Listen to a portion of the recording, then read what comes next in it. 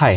আচ্ছা, আপনি ছোটবেলার একটা কবিতা বলুন তো, লাইক হাটিমা টিম টিম বা ওখানে কে, আপনার কি মনে আছে? আমার মনে আছে, কারণ আমি যখন কবিতাগুলো পড়তাম তখন আমি ওদের ক্যারেক্টারের জায়গায় নিজেকে কল্পনা করতাম। আমি মাথায় আমের ঝুড়ি নিয়ে দাঁড়িয়ে আছি। একটা সমস্যা, অঙ্ক তার কল্পনা করা যায় না, সে কারণে অঙ্কে তেমন ভালো ছিলাম না। একটা জিনিস আমি পুট পড়ছি, ইমাজিনেশনও খুবই দরকার, বা কল্পনা করা লাইফে খুবই দরকার। আপনি যদি কল্পনা করেন এত বছর পর আমি ওই জায়গায় যাবো, ওই জায়গায় যাবো, হবে লাইফে, আপনি তখন ওই জায়গায় পৌঁছাতে পারবেন। তাই তো সর্বপ্রথম কল্পনা করা দরকার। কল্পনা করাই আপনার একটা শক্তি হবে তখন আপনার লাইফ। কারণ আমাদের মস্তিষ্ক শুধু বাস্তব জিনিস দেখে কাজ করে না। আমরা যদি চিন্তা করি কালকে বা এক বছর পর ওই জিনিসটা সেরকম অনুযায়ী রুট ম্যাপ করি, তাহলে এটা সফল হবে। শুধু আপনি বাস্তবতা দেখতেছেন, এটা করলে এটা হবে, কিন্তু আপনার কল্পনা তো করতে হবে। একটা মজার ঘটনা ঘটছে, আমি আমার লাইফে কিছু কিছু ঘটনা আগে কল্পনা করছি, তারপর সেগুলো ঘটছে।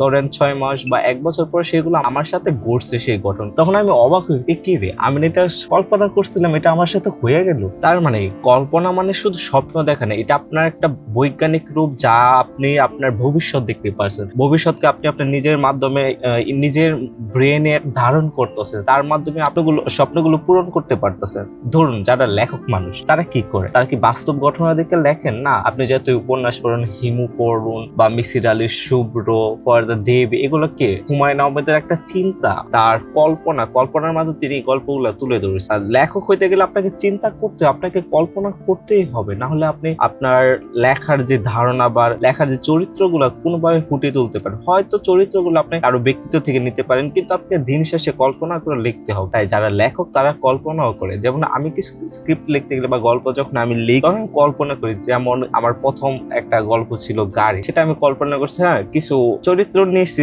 ঘটনা নিয়েছি, সেগুলোর সাথে আমি নিজের কল্পনাগুলো মিশাই আমি লিখছি গাড়ি। তারপর আমি লিখছি আকাশের দরজা, সেখানে একটু কল্পনা ছিল। তারপর এখন একটা গল্পে আছে সন্ধ্যার ফিরে আসা, এখানে কল্পনায় কিছু কল্পনা আমি করছি, কল্পনা করে তারপরে লিখছি। বাস্তবের সাথে কিছু ঘটনা মিলে। আপনি লেখক হতে গেলে কল্পনা আপনাকে করতে হবে, নাহলে আপনি লেখক হতে পারবেন না। আমার মনে হয় লেখকরা সবচেয়ে বেশি কল্পনায় সে, এরা এত সুন্দর সুন্দর গল্প লিখতে পারে, মানুষের সাথে সেই গল্পগুলো কানেক্ট হয়। যেমন ধরুন বিভূতিভূষণ বন্দ্যোপাধ্যায়, অপুটার আয়োলজি গুলা কত সুন্দর, বাস্তবের সাথে মিলে। আর আপনি যদি কল্পনা করেন, তাহলে সেটা আপনাকে সীমাবদ্ধ রাখেন। আপনি মনে করেন বাংলাদেশে বসে 192টা দেশের কাহিনী আবহাওয়া নিজের মধ্যে নিতে পারতেছেন, তাহলে কল্পনা শুধু আপনার ব্রেনের মধ্যে সীমাবদ্ধ, বা শুধু বাংলাদেশে বা 4 বক্সের মধ্যে সীমাবদ্ধ নয়। পুরো কল্পনায় তখন আপনি পুরো পৃথিবীটাকে জয় করতে পারবেন, যদি কল্পনা শক্তি আপনার দৃঢ় হয়। আর একটা ইন্টারেস্টিং পয়েন্ট, আপনার কল্পনা বা ইমাজিনেশন শুধু আপনার ক্রিয়েটিভিটি জিনিসকে করে কাজ করেন, এটা আপনার বাস্তবতার দিক দিয়ে অনেকটা কাজ করে থাকে। এটি আপনার স্ট্রেস ম্যানেজ করে, আপনার ভবিষ্যৎকে আরো সুন্দর করে, আরো শক্তিশালী করে তোলে আপনাকে। যেমন অ্যাথলেটিক যারা, তারা তো কল্পনা করে, ইমাজিনেশন করে, আয়নার সামনে দাঁড়ায় নিজের সাথে কথা বলে, নিজের স্বপ্নগুলোকে দেখে ওই পর্যায়ে ওরা যায়, বেশি সেই অনুযায়ী তারা রুটিন ম্যাপ করে, তারপর তারা এতটুকু যাইতে পারে। তারা শুধু বই